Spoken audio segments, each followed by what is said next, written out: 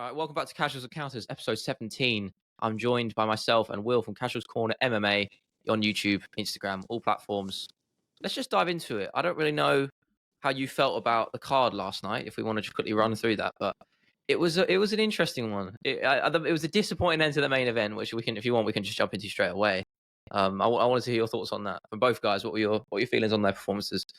In all honesty, I watched absolutely every single fight in my bedroom. I went downstairs to put on the main event. Oh no. You missed Put my headphones on, sat on the sofa, got my dog over, had a little cooch just to get a little bit more comfy. Next thing I know, I'm lying horizontally. Next thing I know, Michael Bisping's on the screen with Adam Capshaw doing a BT catch-up. Oh, and I'm you thinking, fell asleep, mate. oh Come no, on, what's man. happening here? And I had fallen asleep. However, the good thing was it was on my TV, so I could just rewind it.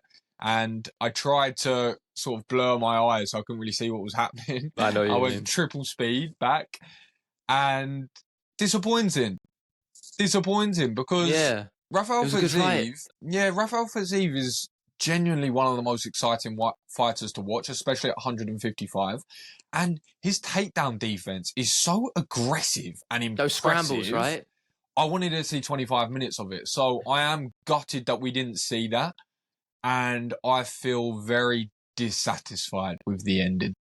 It's how it goes, though, isn't it? That's just what happens. You get that. To be honest, I think we were riding a bit of a long streak without an injury in a while. Because do you remember there was a while, I think earlier this year, when everyone was getting injured. There was a run of a Calvin Cater against Arnold Allen was one of them, and there was a bunch on either side of that, and I wish I remembered who. But Yair Rodriguez, Brian Ortega. Yes, yeah, that was one. God, there was a lot, and I'm trying to remember off the top of my head. And they were main events. Someone could come get it.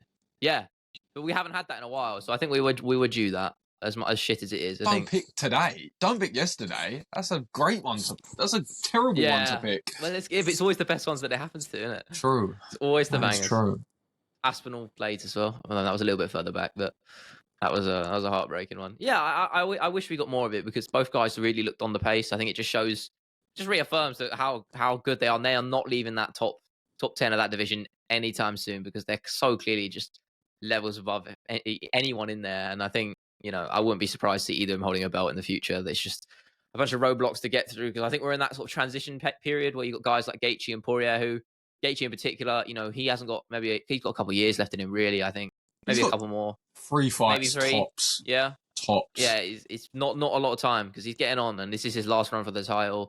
Poirier as well, as much as I love him, he's, no spring chicken either. So you've got sort of that old era of lightweight, I think, who are going to hang around for a bit. They're not out of the sport yet and they're still putting in good performances. But I think once that's sort of dust is settled there, I think we're really going to see a new era. And I think Gamrot and Fiziev, those are the sort of guys to really spearhead that. You say that, and I don't disagree with you, to be honest, but Gamrot is 31, 32, I believe. He's still got time.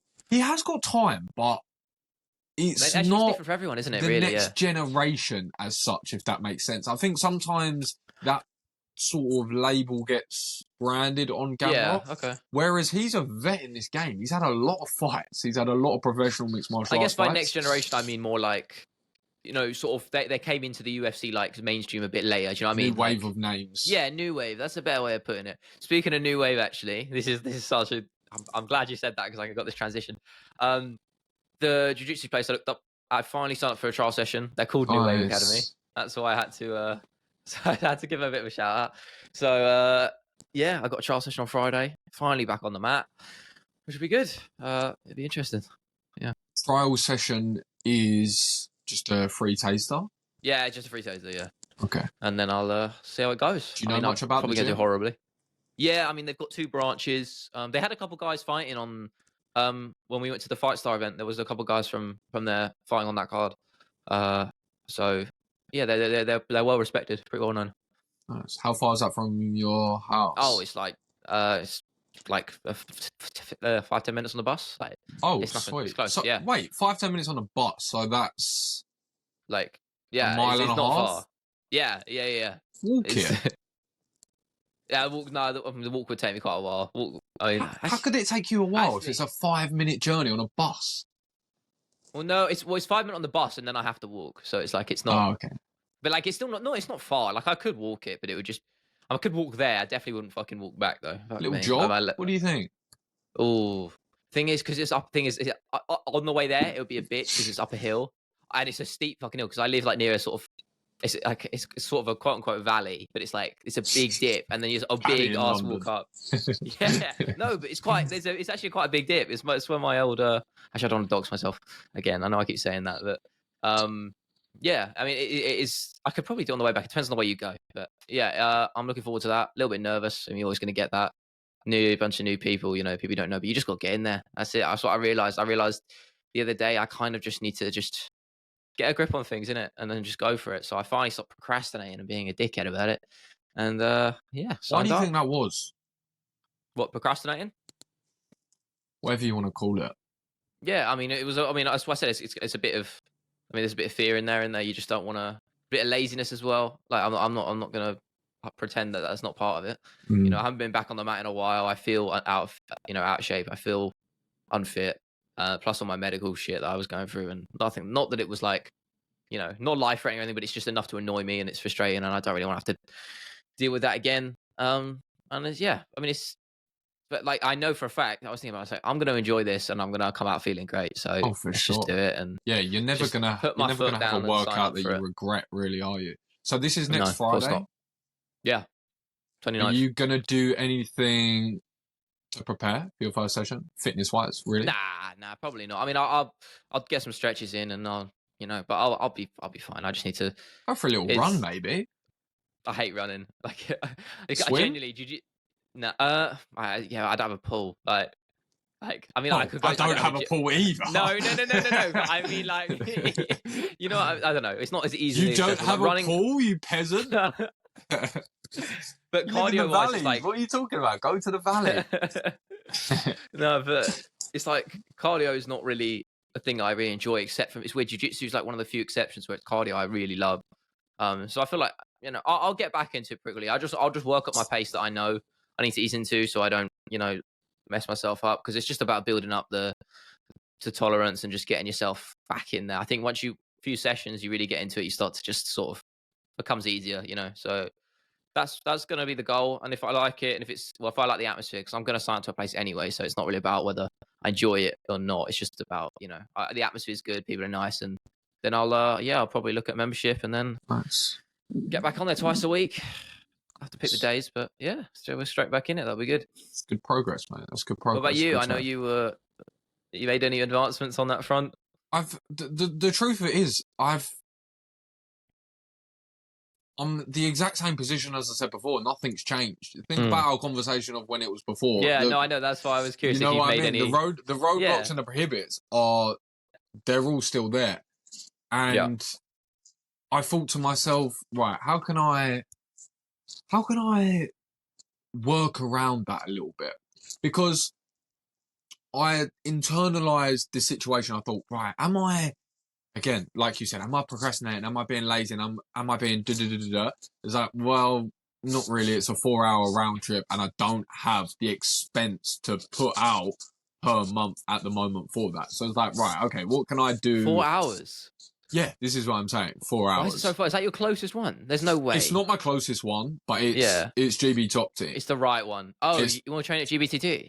Yeah, 100%. Yeah, cool. Yeah, I rate that. I do have one not that far from me, but it's the people there are nice, and I'll learn, and it's better than nothing. However, if you're gonna be there a while, you want to you want the best. I don't love the environment there, and it wouldn't make me want to go there. And to some people maybe listening, they'll think, oh, well, that's just an excuse. It's like, maybe you could look at it like that, but you could also look at it like, I've been in the fitness space for a very long time, and I understand the importance of wanting to go to the environment. It's a very, very big aspect of it. Like you said, to be comfortable at the gym, right? It's a very important thing, because if you're going to a gym once, twice a week, whatever it may be, You don't really like the environment. The mats are a bit grimy. You don't really know anyone there. It's not a very fun environment. It's a bit dingy. Yeah, the social aspect is so important. It's massive. It is. So I want to find somewhere that's conducive to that. But like I said, everything that we spoke about before. So I thought, how can I still improve so that when I do get on the mats, I'm going to be a better version of myself. So I've still been stretching, and I've been doing a lot of cardio. And I know that jiu-jitsu conditioning is not the same as going for a run. It does help, yeah. Of course not. Yeah. But it would be stupid for me to not believe that it's going to be, beneficial, right? Because honestly, where I started, the people I hated sparring with the most are the guys who just come from CrossFit and they just absolutely they just ragtag you for like 5 minutes at like 100 pace. Like they'll go at 200%, which is that's a bad thing in itself, because you just shouldn't do that. One, because you're at risk of injuring yourself as well as the other person. But two, they don't ever slow down because their cardio is so good, and because they got that spazzy white belt energy. It's just 5 minutes of hell, and you just hate it. I hate it so much. It's like 2 minutes in, and they're just like scrambling. You're just thinking, God, you're like, just fuck off. Like, they're wrestling. It's a Monday evening. They're like... wrestling. Yeah, it's true. And CrossFit's although it's a little bit culty, like jiu-jitsu, to be perfectly fair. Yeah, very true. But yeah, jiu-jitsu is super culty. Yeah, there's a lot of aspects to the jiu-jitsu social space which I don't like, but fortunately I haven't really come across that. But I know it's I think it's more of a, to be honest, I think it's probably more of an American thing. Yeah, I think a lot more everything like that's more American. Yeah. They do everything more. I don't think it's much of a thing. It's a lot more like here. It's a lot more just chill, and I think there's a lot less. I mean, I did my due diligence of like searching out like a lot of different like gyms and stuff, because I didn't want to go to. I know there's a lot of bullshit. That goes for any martial art, but there is a lot of bullshit gyms and shit, and they're very cold. Like you have to buy their gear, have to wear their gis and shit, which I don't like. I don't support. I think that's a load of bullshit. You don't wear the gi. No, I know, but like it's a premise thing, isn't it? Like, true. Like it's all right if you sell your own merch and shit, like your own gym merch. Like I get that, but when some gyms, I know some gyms that have it as a mandatory thing, and I don't like that at all. I think that's I get you. I think that's naff. But no, it is important to find the right gym for sure, because it's a place where it really becomes part of your life quite quickly. So, recurring part, a constant, So I think picking the right place is really important. I definitely will message my friend this week, actually. I'm going to message my friend this week and get a little roll in, possibly. So okay. It's more about, you know what it is with anything, when you want to improve a skill, this is the thing, right? This is the thing I think super important. I think if you're very true to yourself and you're very honest with yourself about what you can do and can't do, like I said, I know what the limitations are at the moment in terms of money and time, right? It's like, right, okay, they're the roadblocks initially. I'll overcome them eventually, but in the short term, they are there. So it's almost like, how can I reverse engineer that so I can still learn, but I don't have to do those things? Okay, well, I can improve my conditioning. What else can I do? Okay, I can follow more grappling channels on Instagram. I've done that. Okay, I can watch more instructionals. I've done that. Okay, I can watch more B-team jiu-jitsu. I've done that. So I've definitely been in school a lot more, to be fair, with jiu-jitsu. And even just in the UFC fights yesterday, I'm listening to what they've saying, like I always do, but I'm actually trying to understand the movement patterns a lot better, right? And the setups and the traps for things. But anyway, let's jump into the card briefly. Yeah, what did you think about it last night? Yeah, I mean, nothing. I wouldn't say it was I wouldn't say it was one I was, sitting in my chair, absolutely going ballistic at before and during. I was never that excited for it as much as the main event was really good. But there were some good performances on there. I thought Bryce Mitchell was a breath of fresh air for better or worse. That made me crack up, I gotta say.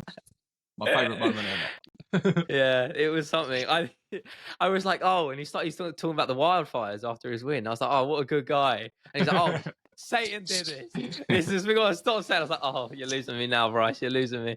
But no, to be honest, it was a good performance because he really had faced a lot of adversity. That cut Mm, was nasty, and against a guy like Dan Ige, who there's a fewer people who I'd like to step in the octagon. Like he's very near the bottom of the list because he hits like an absolute freight train, mm, and that right hand was catching him on the counter. I was worried because every time Bryce was stepping in to throw his right hand, Ige was sort of getting there first and catching him, and I was worried like he's going to get caught and get dropped one of these times.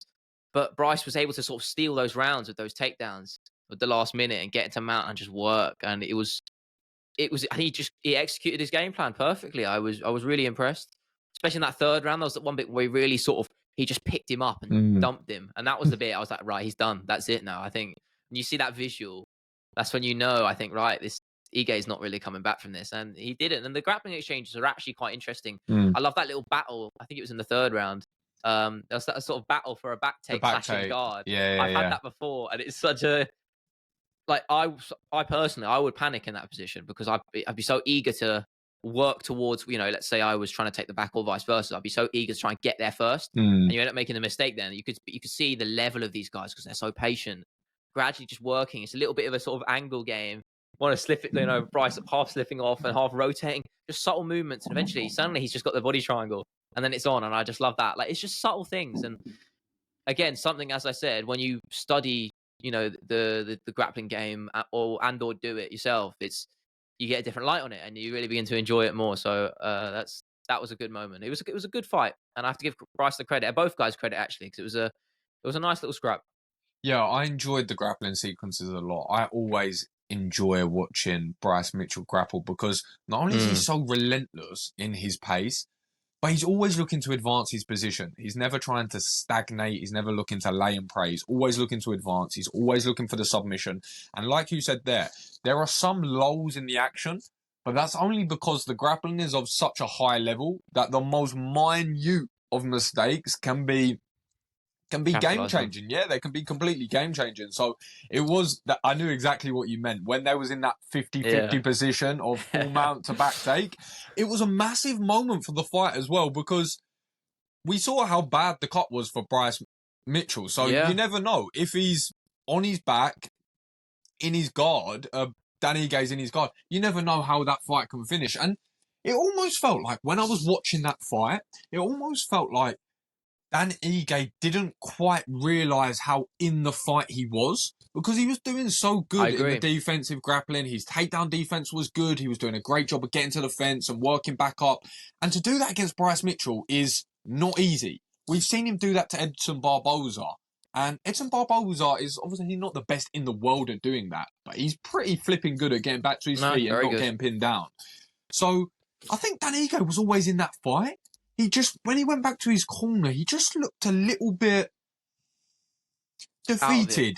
A little bit defeated Yeah. or a little bit lost for ideas. But I kept thinking, this is a close fight. You're in this fight. He was arguably doing more damage in Yeah. I most mean, of the rounds. I gave him the I can't remember if I Second. gave him the second. Second. Yeah, I think it was the second. Yeah, because Bryce got the takedown pretty early in the first, and that gave him that. And the second one, that cut was when it really opened up, and I think that really secured him around because, as we know, it is more about damage these days. So I was like, this one all going to the third. I But yeah, thought he that. did look a bit. It was a body language thing, wasn't it? He Mm. did look a bit out, like just off the pace, I guess. To be fair Mentally. to that, though, I think that is actually his demeanour because Danny Gay is a Yeah, very no, he's quite a calm quiet, guy. reserved, calm guy. You hear Eric Nixick in the corner, very tranquil, clear instructions, not raising his voice. And it's really interesting, actually, just to touch on that because Eric Nixick, not only one of the best coaches in the world, but it's so fascinating to see him in between rounds with different fighters and seeing what approach he takes because it's Yeah. such a stark contrast. Before we had Sean Strickland, he's bouncing around, he's pacing, he's going, Sean, you gotta get up in there. He's just screaming at him. And then you have Dan Ige on the flip side where it's very tranquil, it's very peaceful, and it's very clear and concise instructions, not trying to rattle the emotion too much. And it's fascinating to see the corners operate. And I always take a lot away from that. I always think that's super interesting. But yeah, it was a super close fight. And like you said, I heard 30-27. And even though Eric Nixick said in the corner to Dan Ige in round 3, okay, he won the second on grappling, on the ground control, sorry.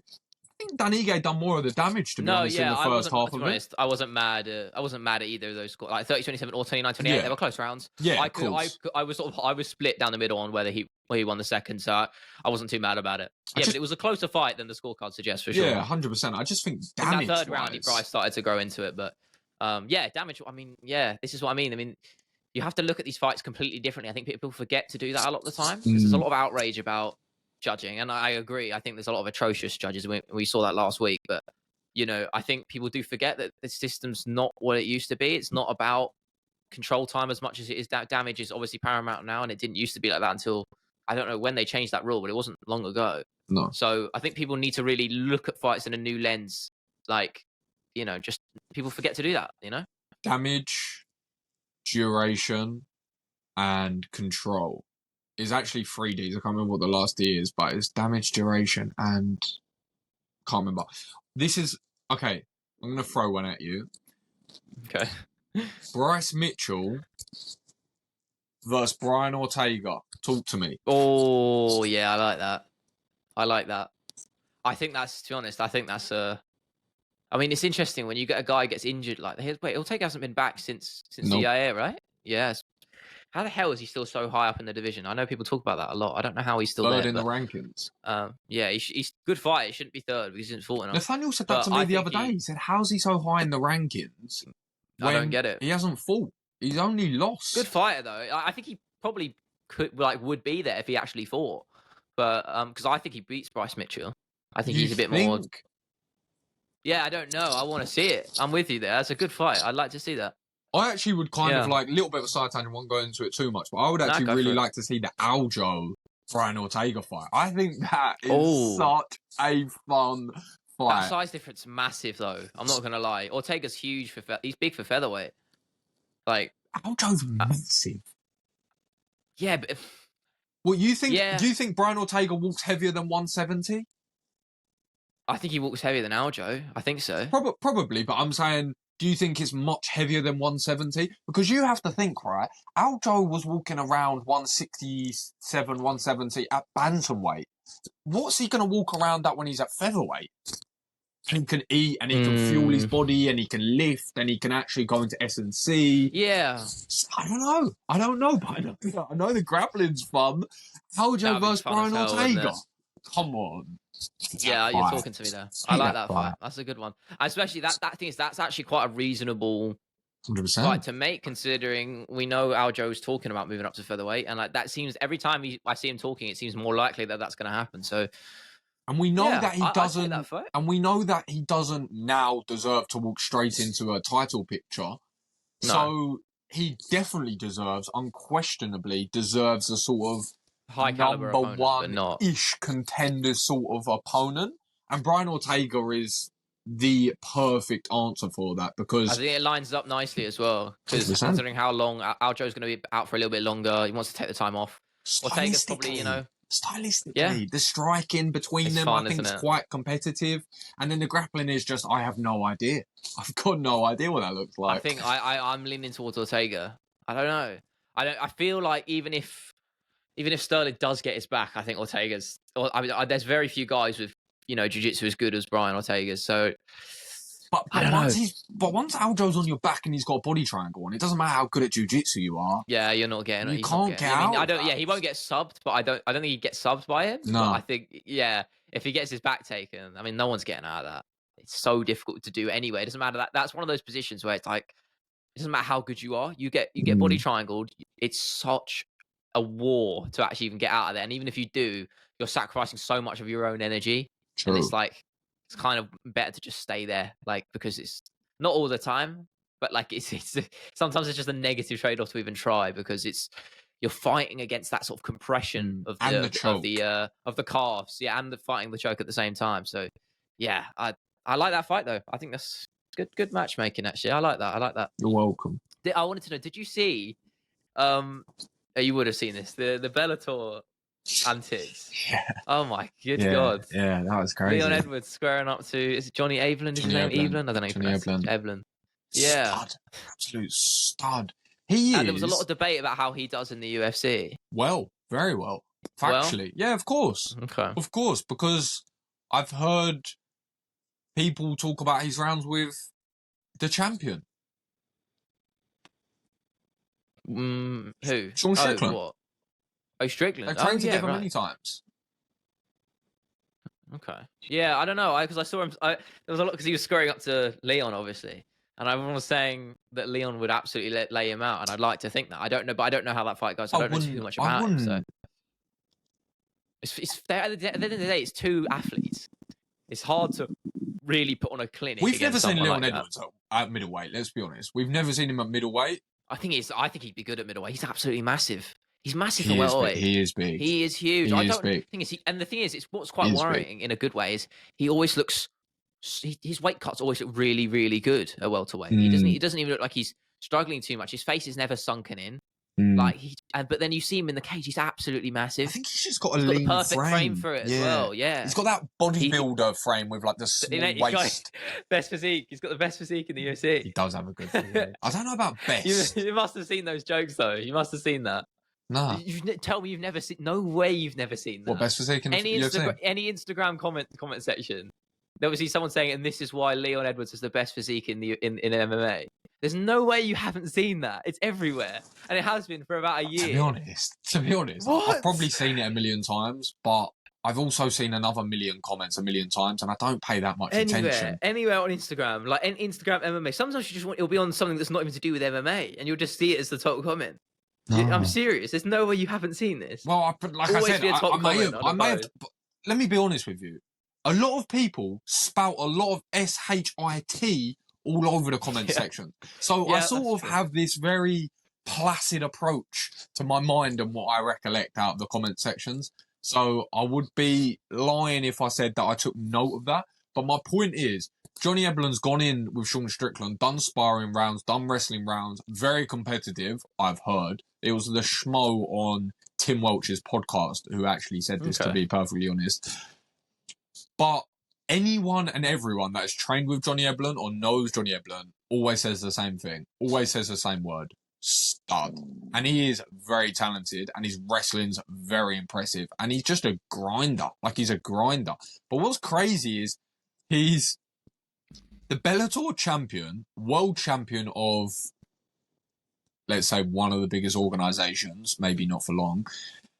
And he has 30,000 Instagram followers. This is how it is, though. This is what I mean. This is the monopoly. This is what we talk about.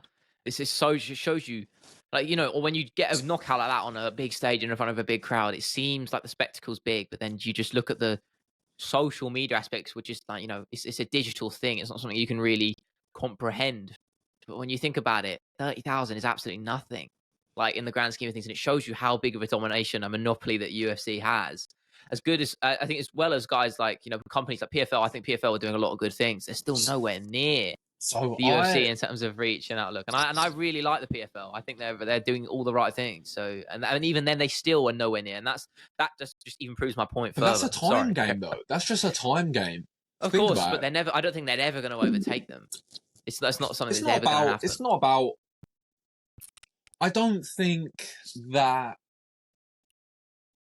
How do I phrase this? I don't think they're in competition, weirdly enough. I think they're two different businesses. I think they're two different sports, to be honest. I think that the UFC, I thought about this the other day. The UFC is the UFC. I don't need to dive into that too much. But my point is, it's an entertainment business first, right? So that brings along with it a ton of controversy, which is excellent first and foremost because it gets people interested and it gets people passionate one way or the other. But it also allows the freedom to do whatever the hell they want. So if it makes sense to chuck in Sean Strickland on last minute's notice and get him in there, it makes sense. If it makes sense for them to say, oh, Colby Covington deserves the title next, it makes sense. Unbelievable. So in one world, they're going to play the entertainment business and we're always going to have that. And that's always going to be fun. And it's like the crazy uncle that probably does a load of drugs and does wacky stories. But then on the flip side as well, you have a little bit of meritocracy in the PFL where you know that if you're a fighter, it doesn't matter how many followers you got. It doesn't matter if you just slander everyone on the mic. You're getting paid. You know who you're going to fight. You know if you beat XYZ, you're going to fight XYZ, and it's a career as such. Whereas UFC, of course, is a career, incredible platform, incredible business, done so many amazing things. I just think they're two different entities, if that makes sense. I don't think they're playing the same game. I think one's playing a strictly, of course, still the highest level of competition, don't get me wrong. But I mean, one is an entertainment business first and foremost, whereas the PFL, I believe, are going to it as a business first and foremost, where you are their employee and you are treated as such. And I think it's interesting. And I got told this week by a little inside source that I believe the PFL to Bellator deal is done. I'm not. I mean, I feel like that was coming, wasn't it? I mean, it's been in the news for a while now. I feel like it was more of a not an if but a when, and I'm happy about it. I like that. I think that's. I don't. So I think it's more of a case of like there's an analogy. I can't remember what it is, but if you get what I'm trying to say, like it's better to just pull the resources together. If you know what I'm trying to say, like having one just. Yeah, cool. I think because PFL, I think is if anyone's gonna. Not including the UFC, if any of the promotions are going to do that well, I think PFL is the one to do it. As much as one is having success, they don't really have much of a foothold in the American market. No, they're lost. One is absolutely lost, and it's a shame because it's such an incredible organization, and it's massive as well. And it's massive in other countries. Huge. In Asia, yeah, it's mad. Yeah, massive. But it's never really had that footing in America that PFL does. Even though PFL was think about it. They had the Rodtang Superlek fight on Friday, which is Khabib versus Conor. I saw bits of that. Yeah, exactly. You saw bits of that. That's Khabib versus Conor, essentially. That's really the magnitude of that fight. Superlek versus Rodtang for Muay Thai fans is Khabib versus Conor in terms of just scale of how big and crazy excitement that fight was. And it was incredibly exciting. But like you said, they've got a stranglehold on the Asian market, but they've never seemed to do much else with that. But their product itself is so beautiful. You see Jonathan Haggerty raising the belt with the confetti and the crowd. It is really incredible. And I think PFL are doing good. What I do think PFL are doing well, though, is they have the business structure, but they've also sort of created this environment where they're saying, okay, we have a little bit of space to do have a little bit of fun. Like left field shit. Yeah, have a little bit of fun. Let's bring Francis in. Let's bring Jake Paul in. Let's bring Savannah Marshall in. I enjoy it. Yeah. Why wouldn't you enjoy it? I don't get what the distaste. And the thing is, I think people are always so busy trying to hate on something or stand for one particular organization. But they also forget that we're not UFC fans first and foremost. Well, we kind of are. We kind of are. We're MMA fans, right? We're MMA fans and we're entertainment fans. So if PFL are coming out and putting on great shows and putting on exciting fights, then yeah, I'm all down for it. So competition is never a bad thing, is it? I don't think. Yeah. I know you just briefly said on the Colby Leon fight. What are your early thoughts on that? How do you think that goes? Because I've seen a lot of dialogue about that, a lot of different opinions. I just wanted to get your thoughts on it. I only say because I think I'm less confident about that fight than I was with the Usman one. I feel like the Usman fight was always lightning in a bottle. I feel like it was just a matchup that I just knew Leon was going to win, either for the second and third fight. As much as he clutched the second one, I think in normal circumstances, not altitude, I think he would have won the second fight.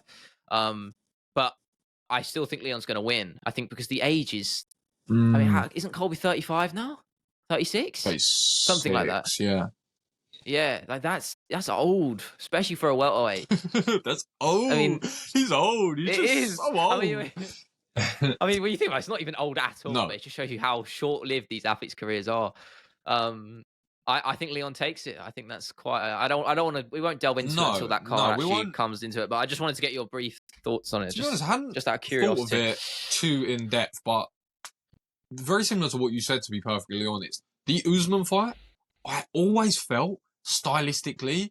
Now you could say, tailor-made, right? Yeah, I thought it was a really good matchup because you could talk about the wrestling of Usman, but I always knew how good the defensive wrestling and the grappling was of Leon Edwards. So I was never that worried about that. So like you said, even though it was a dicey one in the second, I always believed that was actually a really good matchup because I thought he would be able to keep it standing. And as soon as it stayed standing, Leon was always going to be too pretty on the feet and be too problematic, which eventually was the case. With Colby, it's just an interesting puzzle because you know you're going to get that pace and that pressure, and I don't think that he's going to be able to take him down and control him. He's not going to be able to do that. He just won't. I don't think he's going to be able to. Even if he does take him down, he'll get up. That's what I mean. I don't think he's going to be able to take him down and control him. I don't think anyone at welterweight can control Leon Edwards, to be perfectly honest. He's so long and he's so strong. Yeah. And he's just good. People just need to factor that. I think people really need to realise that, I think we're really in. I mean, obviously, I could be wrong. This is MMA, but I really think we're in for a long reign here because it's just so. No, you don't think so? It's MMA. I don't believe in long reigns. I don't anymore. I really don't anymore. I know, but I don't see anyone in that division who beats him. I think. Chimaev was the only one, but he looks like that ship has sailed now. I don't see anyone in that division top 10 beating him. I think Chimaev was a good matchup. I thought he was going to smoke Chimaev. What, you watched that Gilbert Burns fight and didn't think, Leon would have his way with it? I think that was more of a game plan thing for that. Chimaev was just trying to stand and bang. Of course, if he tries to stand and bang with Leon, he's going to lose. Well, that's part of it, right? Game plan is part of it. Of course. But that was the only fight where I was like, okay, I'm a bit worried. I'm not too worried about the Colby fight. I'm not. I think Leon's going to win. I'm looking at the Ian Garys of the world. I think Leon still beats him at the moment. But you're saying long range, so I'm looking a fight or two removed. Even then, I don't see most. There's very few people in that top 10 at all. I don't even think Shavkat. I think Leon Edwards dog walk Shavkat. I think Shavkat's. I think Wonderboy he's good, beats but he's overrated. Yeah, thank you. I saw this. This is what I was going to bring up next, actually, because saw this fight being made. I was like, why is everyone acting like this is a death sentence? No, it's not. If Shavkat takes it to the ground, then I think he'll take it. But on the feet, I think Wonderboy catches him. But does he take it to the ground? Understand it. Yeah, exactly. I don't know. I think his fight IQ leaves a lot to be desired. Jeff Neal battered him from pillar to post for a lot of that fight when he really could have taken that a lot easier. Zero head movement. The question is, sorry to cut you off. I was just going to say, the question is from that is exactly what you said, because I agree with everything you said there. If you look unemotionally at that fight, it was a beautiful fight, incredible performance as a fan. As a fighter with a great skill set that Shavkat has, and by the way, incredible fighter, 17-0, 17 finishes. I'm not sitting here taking anything away from him. But as you just said there about the fight IQ, it leaves one question. Does that Jeff Neal fight say to him, right, we've had my Gilbert Burns, Hamzat Chimaev fight. That's done. Yeah. I managed to get the win, and it was a good performance. Does he come away with that thinking, okay, I need to get my head off the centre line and actually mix up my skills? Because if he does that, incredibly difficult fight for Stephen Wonderboy Thompson. And I believe Shavkat could win that the same way that Gilbert Burns could win that. However, if he comes out with the same idea that he did with Jeff Neal Neal's this incredible boxer, I am better, 17th. There's this very difficult problem you have when you're undefeated. The fact that you have the undefeated mindset, which is incredible until it isn't. So if he decides that his brain is going to say, I've beaten everyone, finished everyone, I'm going to strike with anyone. If you do that with Wonderboy Thompson and not move your head, you're going to find a little toe flick across your nose and realise that this is going to be a very difficult fight, because Wonderboy Thompson's going to start cutting angles, bouncing around and start throwing high kicks, and you're not really going to see that coming. And if your head is just planted there, we won't get too much into that, but I agree with you there. I do agree with you there. I mean, that card is shaping up to be absolutely class. Got a lovely little early Christmas present when it comes to it, I got to say. You know what else is on there? Oh, real quick, your mic is just scrambling. It's just rattling a little bit. You know what else is on that card? Hit me with it. I actually may be lying. I don't know it was on the card. There's been so many fight announcements. Vicente Luque versus Ian Gary. Is it? Yeah. I haven't heard about that. This morning. Really? Oh, I like Luque, but that's a problem, right? It is. Yeah, I think that's tailor made for Gary, and I like Gary. I think he's got the perfect amount of bravado and persona even though I got so much hate on my channel for even breathing his name in the same air as Conor McGregor, and I got absolutely. The Conor McGregor meat riders came out in full force and came I'm after so me. But desensitized to those people. yeah. I really Oh, I am. had a bunch of in my recent video. I had a bunch of Makachev fans. And I swear to God, I mentioned him for about 5 seconds because I was talking about Charles Oliveira, and I was like, oh, and I was giving Islam Makachev. I was literally giving him credit for Nope, beating doesn't Oliveira, matter. and it doesn't matter. It doesn't matter. Doesn't They were matter. like, bunch of them like, oh, Makachev beat your bum like this. He beat that bum, your boy. He got smashed. I'm like, mate, who's talking about him right now? It was quite funny, but yeah, yeah, I like that matchup for Gary though. I think that's Taylor. That's about as good of a top 10 fight you're going to get from him in terms of matchups. I think when you have a look at the future of this sport, there are not many people doing it better holistically than Ian Gary. Yeah, I agree. There are just not. There's not many people doing mixed martial arts, entertainment, sport better than Ian Gary right now. He's hired a full-time videographer. He's traveling around the world rounding out his skills. He's unbeaten. He's finishing fights. He's getting experience. He's making great build-up. He's making great merchandise. He's creating anticipation. He's creating a lot of hatred, which is excellent. And he's also creating a lot of fans. And I think when you have a look at what Ian Gary's doing, if you look at it unemotional and you look at it without trying to put it through a Conor McGregor lens, I think that he's taken the blueprint of Conor McGregor and he's adapted all of the great things about that into his own personality. And I'm not saying you have to sit here and love him and think he's the best person ever, but if you take a step back and look at what he's doing with his career, I don't think there's many people out there at the moment navigating their career more strategically and intelligently from a business and sporting perspective as Ian Gary. You look at him go out to Brazil and train in jiu-jitsu. He's down at Sanford with the best welterweights. Killcliff with the best welterweights in the world. Same thing. Yeah. So yeah, I'm really excited to see what the future holds for him. To be perfectly honest, I do. I think it's.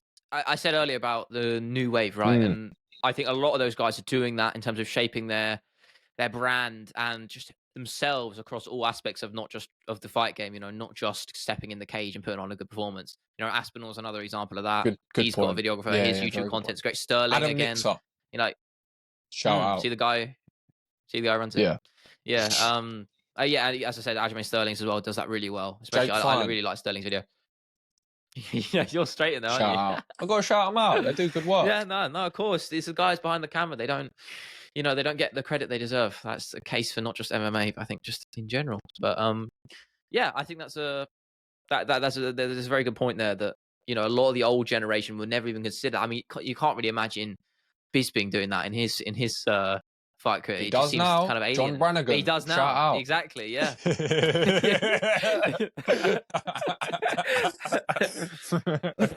But how impressive was that? I mean, by the speaking way, of that was good. That's very good. You just hit 3 random names off the bat. I gave you their editors and videographers. It's very good. I am but in speaking the of trenches. Speaking of like the content space, I think that's just something I wanted to just touch on. Yes. Briefly. I mean, a personal goal for me as well. I hitting 10,000 subscribers yesterday, which was finally. I didn't think we were going to get there for a while because we had a really slow Don't be run. Stupid. No.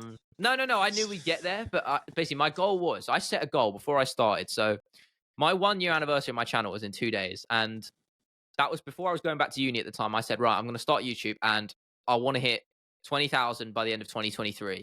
So that was about a year and a bit. So it's a bit over. So by the end of this year, 20,000. And that still probably very unlikely to happen now. But why? I realized I was no. I still think it's possible, but it's a race against time really. And my point was that I had so I realized the other day I was like, shit, my 1-year anniversary of the channel. So since my first video is in like 4 days, I was like, damn, I'm not gonna hit. I wanted to hit 10K. It'd be nice to hit 10K by then. It was like 10K in a year is pretty impressive. But I was still on 9,700. I was like, shit, I'm gonna need an absolute miracle here to get it. And then sure enough, my last video, I finally have a banger. First time I've had an absolute banger in quite a while. So it was very cathartic. I'm not gonna lie. Just seeing, I probably refreshed my YouTube studio app an unholy amount of times, but In fact, let's have a look at it now. I know I Yeah, shouldn't do no, that, but you smashed it, mate. Well done, first and foremost, for getting to the 10K, because it thank is you, very thank impressive. you. And I think now, to be honest, I think that obviously it's easier for me to say this as an alternative source now, but I think your goals now are bigger than subscriber counts, because I believe that your mission is bigger than subscriber counts now. And I think that we've spoke about it before, but that your skill and your passion for what you do goes beyond chasing those figures, so never attach yourself too closely to them. But that's not taken away from the incredible achievement Of course, at of all, course. because it is a fantastic achievement. 10,000, and also that video absolutely banged, and I watched it, and it was a great video as well. It was alright. No, Yeah. it was really good, because the thumbnail was really good, first and foremost. I honestly, you know, it's weird actually. Just quickly, sorry. No, go on. It was one of the few times where I've been so stumped on a thumbnail. I probably made about 10 different renditions of that, all pretty much similar, but just subtle little changes, positions of text and stuff, colors, and I didn't even like the final one I really went for. I'm gonna be honest. Why? It was, I don't know. I didn't like, but it was more about I think it was about the positioning of the text actually, and just where I had an empty space and stuff. I was never really satisfied with it. And then I showed it to my brother, and he was like, "Yeah, just go for that one. It's good." I was like, "Fuck it, I'm just gonna take your word for it." Maybe you should keep making them and testing them out. Yeah, I mean, it's always. I mean, it's always same analogy to when we talk about the fight cards, which are never that. You good? I just heard a noise. Yeah, yeah. No, I mean, it's the same analogy as when we talk about the fight cards. The ones that are never that you don't think are that impressive on paper end up being the one that performs the best. And sure enough, this is one of them. I mean, and it's not even just I think it proves in the pudding. The click through rate is always higher. What was your click through rate? It was clear. Interest.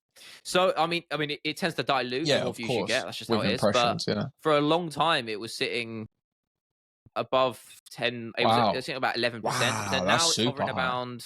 Not anymore, but it's on 7.1%, which is still really good. How many impressions? Let's have a gander. 390,000. Yeah, that's the thing, right? So once your impressions go high, 7% is really, really good. So obviously that's 7.1%. Obviously that's good. There's a website out there called ClickPilot that you should have a look into, and it's an incredible website where you can have a look at your thumbnail and your title in context to a YouTube page, but it's a little bit different because you can also add in channels from your space, if that makes sense. So you can. Oh, right. So you see which one pops up. Nice. Okay, I didn't know that. ClickPilot, really, really good platform. Because I use that one you talked about, Thumbs Up TV. Yeah. I use that a lot because you don't really get a good. It was what I realized, because when you're making a thumbnail, you're looking at it on a big screen, right? And you don't like it because there's so much empty space. Yeah. I was like, why is there so much gap here that I need to fill? And then because it's going to draw the eyes away. And then I looked at it on a phone. I'm like, yeah, what am I talking about? Like, this is fine. And it didn't. You need to really put it into perspective. But yeah, I was really happy about that, because it's just relief that it was never really, the problem was never really about the product on how well I'm delivering, because I think what I was making was still good.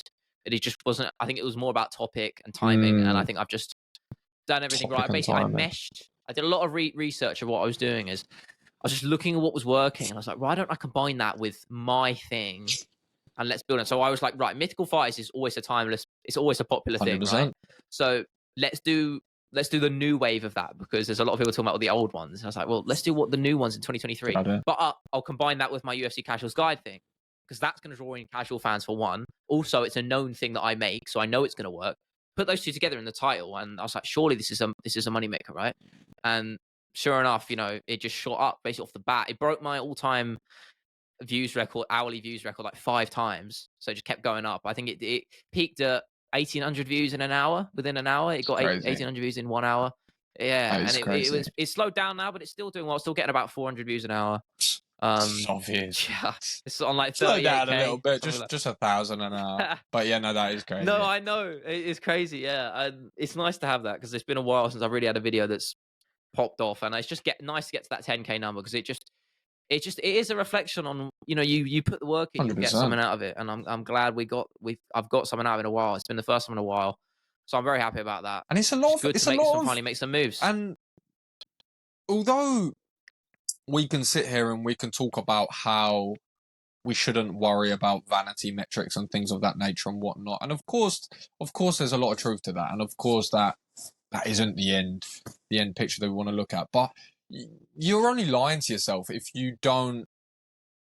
Anyone that is not you you're only lying to oneself if you don't initially feel a little bit of validation for that at the start. Because Of when course, you of course. start and you start from ground zero like you did, and you put in so much time, you put in so much effort, and there is doubt, and you do compare, and you do look out externally. I still do that. Yeah, and that's something that not just you, like It's hard not to do. us, anyone should work on doing. And it's finding that balancing act really of looking outside for inspiration, for ideas, for Yeah, I mean, I do that a lot. of course, but so. not looking out and comparing too much and thinking, why am I not here, or why are they doing that, or And getting I that. have no shame in admitting I do that. We all 'cause do I to was a point. We all do to a Yeah, point. there was. So when I was having that conversation with my brother about the thumbnail, because I was still working on the video. I was going to finish it the next day, and I was like, I was talking to him. I was getting really mad because I'm not going to name any names on channels particularly because I think most of them do a really good job. But there was a couple of people who were blown up in the space like recently, and their thumbnails, their videos are so shite. Like, Are and I they don't want to though? shit talk, but like, but yeah, but it's exactly, they're doing something right, Exactly. and it's frustrating because like I don't know how they were pulling in so much traffic on videos which are just nowhere. I'm gonna back myself because I think my videos are quite good, and I think I think my scripts are really good, and I'm not gonna say they're not, and I think they deserve. They do deserve. I know I don't owe YouTube anything, but No. I think they're good enough than a lot of other creators in the space, and I'm gonna back The good myself on thing is that. about that. It's just frustrating. I mean, I was like, sorry, I No, just go want on, to go finish on, on go that. on. It's just, I was frustrated about that, and I was like, I just keep going, and I did, and then surely enough, then in that next video I put out, we got there. I So think the thing that I've always, or I've become to be at peace with, and I hear a lot of people speak, is it will perform anything, not just YouTube, any piece of content. Typically, not always, it will perform how it deserves to be performing, if that makes sense. So whether sometimes we struggle to understand or can't work out, there is a reason to why that's doing that, right? But I definitely think for you, like you said, we all do it. We all struggle with it. I think I've got to a place now where I'm better at it, like we've spoke about before, just because I grew up in the fitness industry. I'd spent so many years doing that. And then I came into the MMA space and started doing that. Then after about a year, I was like, oh, okay, yeah, it's the same story. This comparison thing is really the thief of all joy, and there's no benefit to it. There really is no benefit. So I can extract value from others, but it's so much easier said than done. Like it really is so much easier said than done, especially when you're grinding away, spending hours on videos, and you're like, why is this not doing well? yeah, like my Leon Edwards one. That's my. I think that's just the way that's my best editing by a mile, and I'm really proud of that video. And it's still only on like 2,200 views. Thing is that I always put it on my video cards at the end to click on, because I always want to get it traffic there. And I'm hoping. I know, and now I'm an idiot because I know now why it's not Timing? performing. It's because it's just timing. Completely timing. So what I'm hoping is when the 296 rolls around that starts to pick up. And if it doesn't, I might try out, I don't know if you've seen that new promotion tool on YouTube. You can actually pay to promote your videos, and they pop up on people's feeds. So I might give that a go. Maybe if it doesn't get any traction naturally, but you can always. we'll see. The thing is, as well, is when UFC 296 rolls around, you can always just re-thumbnail, retitle, and then you've got a new video. Yeah. And you can contextualize it to 296. Yeah, I might do that. And that's really how. And that goes for all of your videos. The video side deserves to be. And that goes for all of your videos. Of course. And I'm saying this obviously that goes to me as well. No, you're right. But it's interesting you said that actually, because since we're on the topic of creators and things of that nature, so TikTok has made this new update, right? And it's quite exciting. It's actually very exciting. Very, very exciting, because previously, if you had 10,000 followers on TikTok, right, you could enter what was the creator fund. So we might have spoken about this before, right? So you can monetize your views, okay? So the CPM previously is funny. It was surely peanuts, right? £1 per 70,000. Jesus. Yeah. However, they now have this new creativity program beta, which means if you create videos which are a minute in length or longer, then their CPM for that, if you have 10,000 followers or over, is £1 per 1,000. What? £1 per 1,000 views. Shit. Let that sink in. That's insane. Oh my. Wait, what? My friend I guess so, sent me yeah. a video, right? He said, you're going to want to see this. And I already knew about this program, but I just caught it on an off glance, the side of my eye. I saw it was a new feature. I didn't take much notice. Some of those things can really hamper your account sometimes, so I didn't jump into it, and I knew it got rid of your creator fund, so I didn't go straight into it. Anyway, I watched this video and I watched this person talk about it, and I thought, oh my word. I thought, this is crazy. And then I thought, oh, okay, I'll give it a go. I'll go into it, and you can't revert back to your old way, so you got to jump all in. Oh, okay, right. And so I did that, and then I had the thought, okay, my CPM is going to be a lot different to that because it's the MMA space and whatnot. Nope. My CPM is £1. My CPM is £1 per 1,000 views. How's that going for you then? Well, I've been excited every second since, and that's why this evening I've got a ton of resources.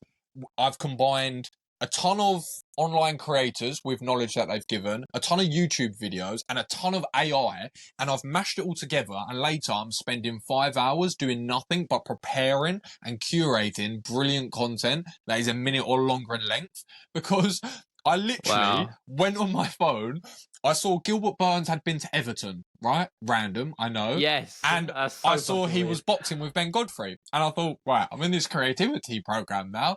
Let me just make a video. I get a picture up of his thing in next gen, and then I get the videos with Ben Godfrey and get my face over it, and I take people through the story. I take people through his journey to Everton. I said, right, this is Gilbert Burns. He's gone told the story A to B, showed the videos at the end and spoke over, broke down Ben Godfrey's technique. Yeah. Not a lot of views, 6,000, but it took me 2 minutes to create that, and I got £6 from it. and then You're taking the piss, mate. I thought, this is interesting. So I was like, let me start breaking down some fights. I've always quite wanted to do this. Let me do a casuals breakdown. I've always wanted to do this. So let me start doing it. I thought, who could I do? I was like, let me do Tristan Tate. I was like, cool. Let me do Tristan Tate's first ever MMA fight. He's shy as hell. Didn't go that great. Wasn't performing that well. You're only eligible on money after 1,000 views. Next thing I know, I go onto my TikTok, 23,000 views on it. I'm thinking, oh my word, I'm about to go absolutely insane. So all of my time and attention this week is essentially going into scripting and curating the best 1+ minute videos I possibly can on TikTok with a CPM of £1. £1. This person I was watching, I've actually known him for quite a long time in regards to just seeing his face. He earned $2,500 last week. Fuck me. Do you really think that's going to be sustainable, though? There's no way that's sustainable. Why wouldn't it be? Right? Think about it logically. For TikTok, think about it though, logically. like... Of course it's sustainable. It's That's so much... Think about it like this, right? Why do YouTube pay you CPM? Yeah, that's a good point. Because they want to keep you on the app. So why are they paying you more money? Because you're creating 1 minute plus length videos. So is that a static thing? Or... Well, it is for the time being, so I'm going to exploit it for as much as I can. Say, but the thing is, think about it logically. Yes, it sounds like a lot of money to us, and it probably is. But think about what it's doing for them. Because now, there's a lot of people are going away from 10, 13, 21, 23, Exhibit A, second videos, and now we're going 1, 2, 3, 4, 5, 6, all the way up to 10-minute videos. So now we're keeping people on platform for something. I kept someone on a platform, 22,000 people on a platform for 5 minutes. 5 minutes. That's so much time. So that £1 CPM is a lot to me, but they're probably laughing at me in the background because the advertising and the net spend that's coming off the back of this is absolutely insane. So if you're asking if it's sustainable, I definitely believe it's sustainable. Oh, I wish you hadn't told me about this now. I'm not gonna lie, because I was gonna keep me up at night. Fuck's sake. However, How do you shoot? let me Okay. put this onto There's you a got to little be bit. There's got to be a catch. Like Why would there be a catch to it? I'm doing them a I don't know, it favour. seems like too good to be true. No, but Isn't I'm it? doing Yeah, I them the suppose you are. favour. They're not doing me a favour. They're not doing me a favour giving me Yeah. a pound CPM. I'm doing them a favour keeping someone on a platform for 5 minutes. I did the Tristan Tate breakdown. It was a 5-minute video. It got 23,000 5 views minutes. at the moment. At the moment. And that's not a well-performing video. I believe I'm going to have a couple this week that may hit 200,000, 400,000, 800,000. Jesus I Christ. believe so. Yeah. I mean, actually, I'll. You said you were going to put that onto me. I don't know where you were going to go with that. I was going to put it onto you by saying, because I can't see you, but I know your brain's going like this. Yeah. I also saw something this week, which is very true. It was Alex Hormozy. And, well, it wasn't necessarily, it was a little bit of a side tangent. But my point is, you right now, what you do great, and you do way better than I do, is all your time and attention and focus goes into one thing.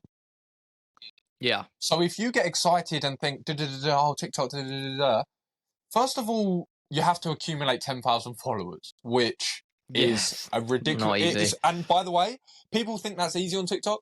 It's not anymore because it's a saturated platform. It's the same as Instagram, right?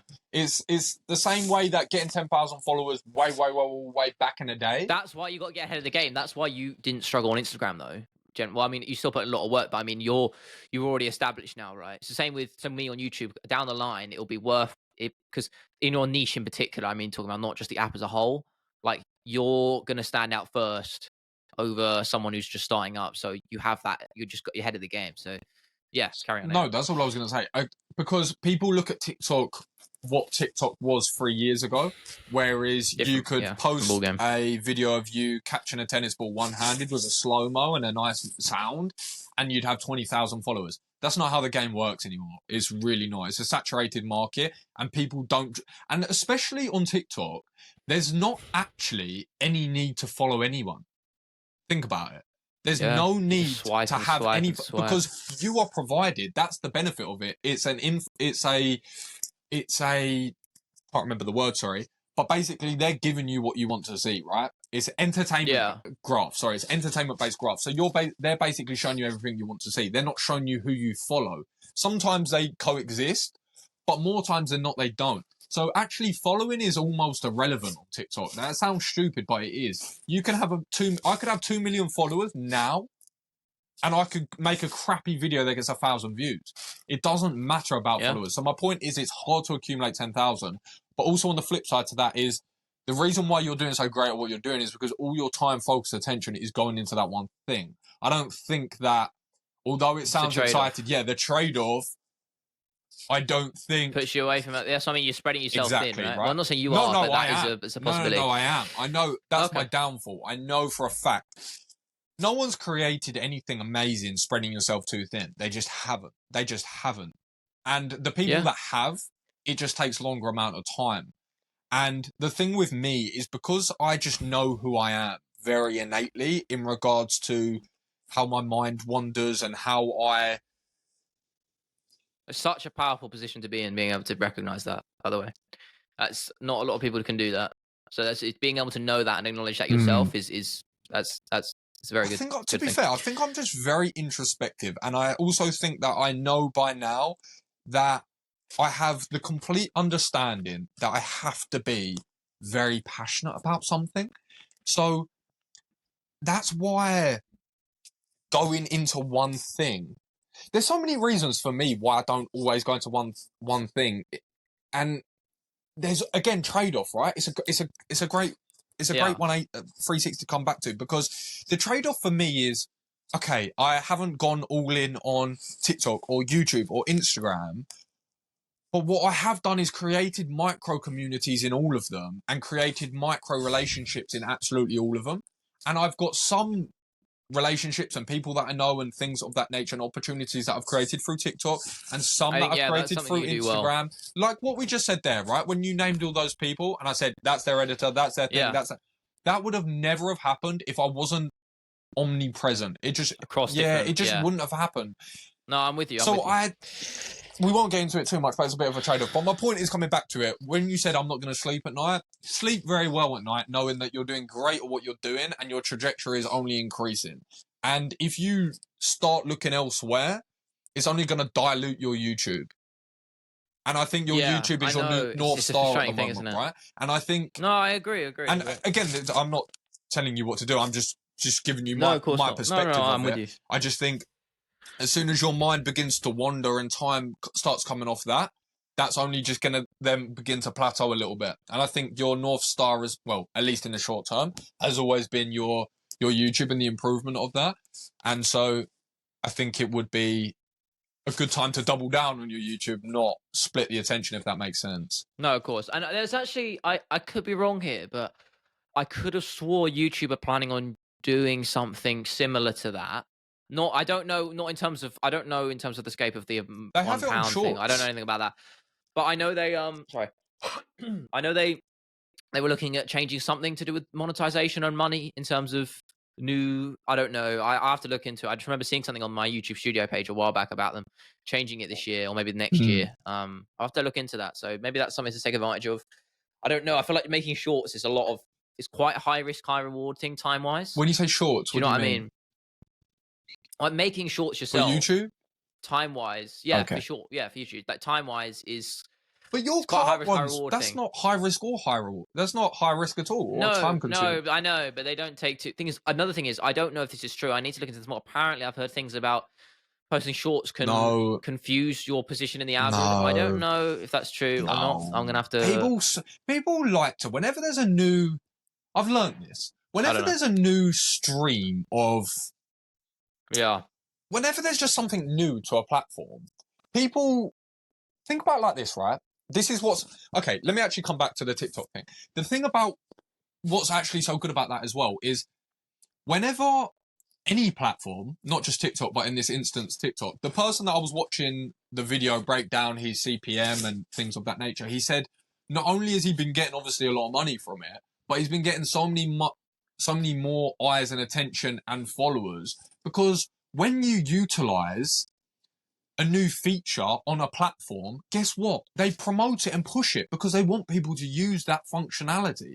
So when you look at YouTube Shorts, YouTube are not going to hinder your performance by using more of their features. They want to promote that. They want to promote more of their features. So it's never going to hinder it. So I understand why people could say, oh, it may confuse this or that. But in truth, if you actually go onto YouTube and read, this is the best thing to do. Go onto YouTube and read what they say they're looking for, not what the people in the industry are saying. Look at what they say, because they have it all on their website. That's a very good point. They have all of it on their website, and they tell you, and you can even go on TikTok or Instagram, and you can find these accounts from people that work there and say, this is what we're looking for. They get they get a document like this, and they break down, they say, right, okay, we want to see this, we want to see you use this, we want to see you do that. And they tell you what they're looking for, not some random Tom, Dick and Harry saying a short's going to ruin your channel. Yeah, that's true. There's actually also some, I don't know if you saw this. I don't know the ins and outs on it, but YouTube had an expo thing the other day. No, I didn't see that. I don't know if you've seen, it's very exciting. I mean, it's kind of scary, but the new features they've been talking about building into next year. I know I mentioned to you a while back about the A/B testing thing. For thumbnails. That is exciting. I know that's in beta, mate. That's the tip of the iceberg, mate. Once you hear what I'm about to say, so that's obviously a thing in beta they're doing now. Next year, they're announcing AI tools for creating shorts, and I think maybe long form. I could be wrong there, but definitely for shorts. You can literally give you an idea, and you can do idea generation. Well, that's what I've been doing for my TikTok through the AI. That's what I've been using ChatGPT for at the moment, for exactly that. It's built in, and also I think there's stuff AI can make shorts for you in terms of YouTube's own official thing, which is, you think about how good Opus Clip can be, even though actually I think it's kind of gone a bit worse recently. My short quality has been way worse. I don't know why, lots of jittery movements and stuff, but besides the point. But that's an independent thing. Yeah, I feel you. Imagine how powerful YouTube. a billion, YouTube backed official product would be. Scary. And I don't know if you've seen other things about YouTubers. There's a gaming YouTuber who had like an AI. He had like a completely AI channel with like a sort of animated AI version of him, including the voice AI as well, playing the game.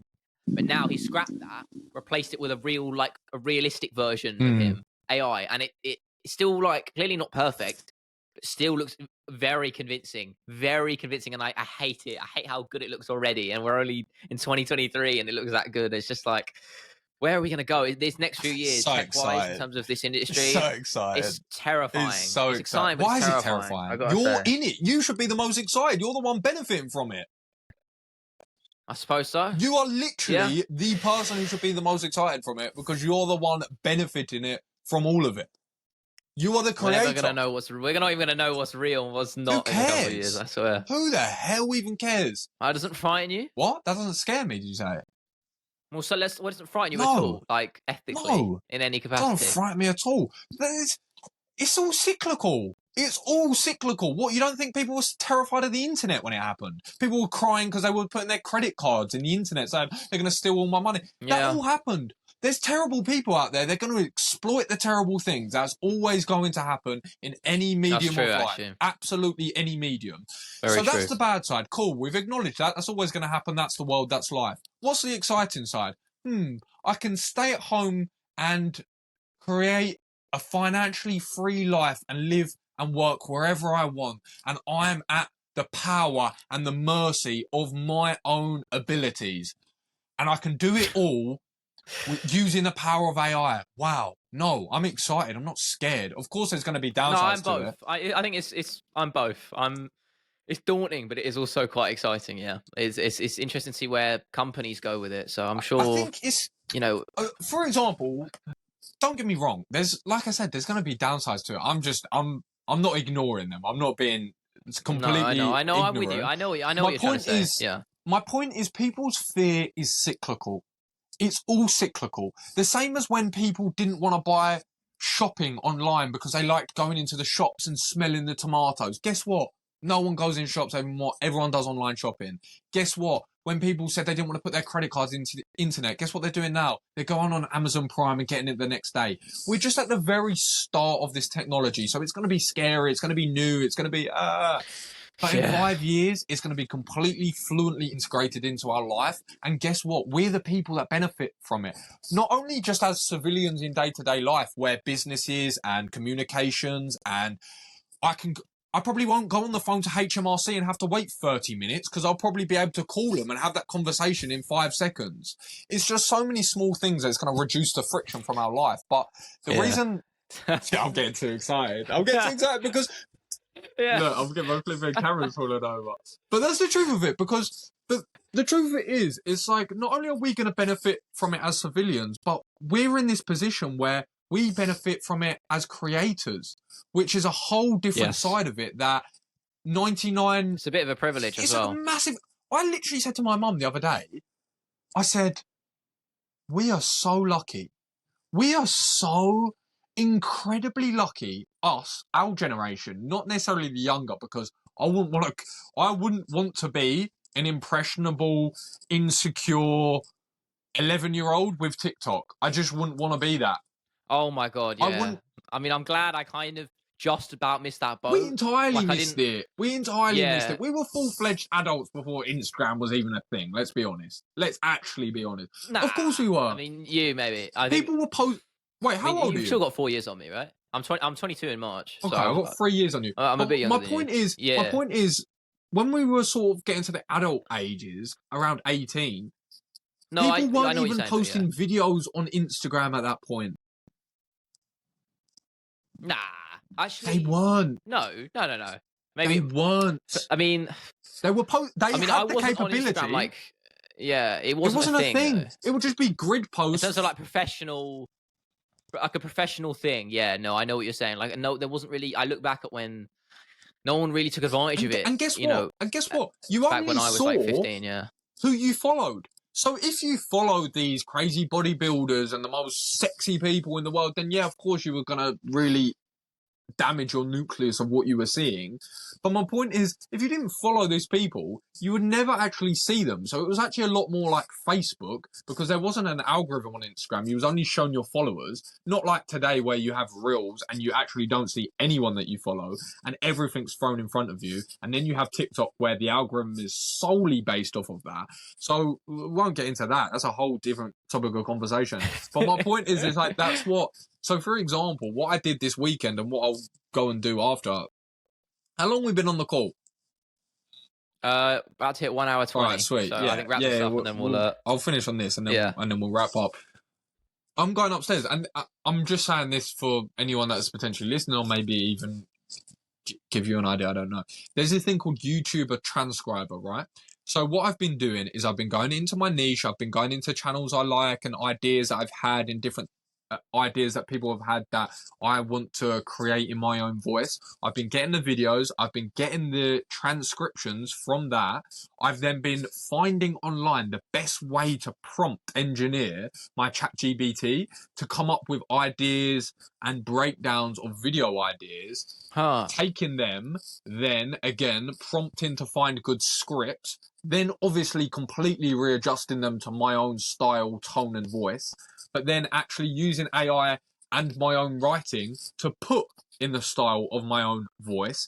And then I'm going to go and just spend 6 hours creating all these videos, batch draft them, and then just...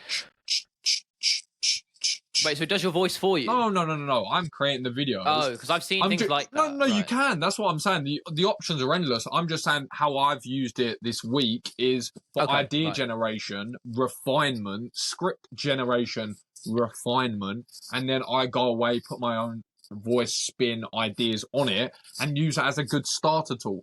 Because it's like anything, right? It's like if you're sitting there trying to pull ideas, scripts, I can do that. Okay, anyone can probably do that okay, but sometimes you have blanks and sometimes you're not constructing your thoughts well enough. So having that template almost is a great start. So that's how I've been using it. But I think we're living in exciting times, and guess what? We're going to benefit from the most. Us. We are. Us. Plenty of time. How exciting is that? Plenty of... Yeah. It's interesting to see. You try and picture what the hell everything's going to look like in 5 years. I think it'd be a lot easier to do that 5 years ago compared to now. Now, is it though?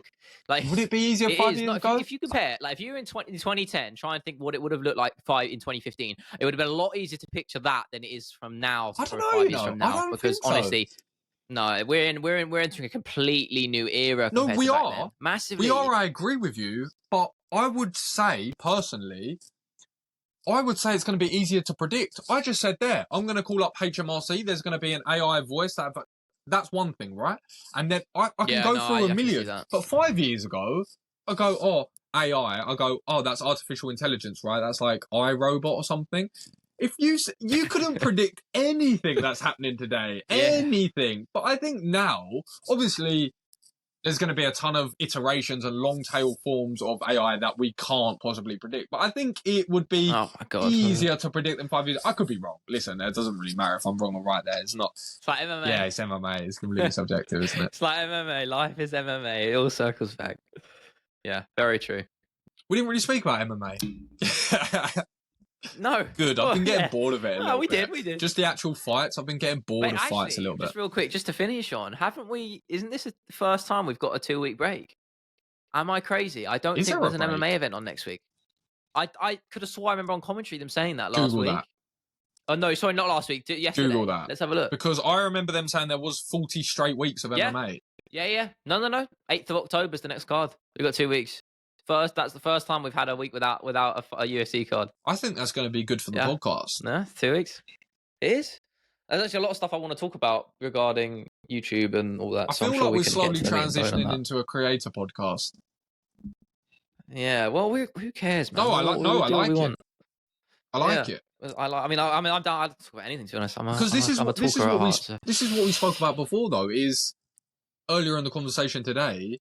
It's not comparing. It's not looking what others are doing. It's remaining authentic and creating your own lane, essentially. Of course. And we've said before, how many people out there are creating a podcast, or let's say an MMA podcast, and they're talking on the topics of being a creator in the MMA space? How many people are doing that? Yeah. Not very many. Not very many at all. Most of them just talk about fights. How many are doing that? But we're already branching away from How many that. people? Yeah, no, I'm how many with people? You. Think about it like this, right? I know at the moment we're not there, but given a couple of years where we're at a point where this is full-time, full scalable, good income, good job, getting all these amazing opportunities, And these people that are coming up in the sport as fans and as people that are maybe looking for careers and things of that nature, how many podcasts out there, or are there people where they can take advice in this specific niche of creating content in MMA? I feel that we should pioneer that. Well, we already are. Correct. I mean, we already are in this space. We're just pioneering because it's so early. MMA is so early in terms of like, it's not. You have to look bigger picture again. Like, it's only been around for this sport's only been around for 30 fucking years. You know, It's new. Like that in itself. Yeah, Because I think we're the gonna good thing the is forefront. that we came into it both with pre-existing audiences. We came into it with pre-existing audiences, so we'd already been doing it. We weren't. Yeah. Well, you mean the podcast? We didn't start the podcast saying, okay, right, Yeah. we're going to eventually be creators in the space and be a podcast that people. No, like Yeah, we're very already well started our established in the journey. industry. A blip in the ocean of what we're going to be. But I mean, we're well established in the point of we've got good audiences, we get good engagement, and people are knowing who our channels are now. So, Of course. it's exciting times, I think, for the Casuals Encounters podcast. Exciting times. Very much so. Very exciting I do times. like the name as well. Anyway, yeah, let's start. Well, it's a nice way to to finish it. It's been Casuals Encounters, episode 17. You can check us out on our social links in the description. Every platform, Spotify, YouTube. See you next Sunday. Every Sunday now because we come out on Sunday. Yeah, thank you for listening.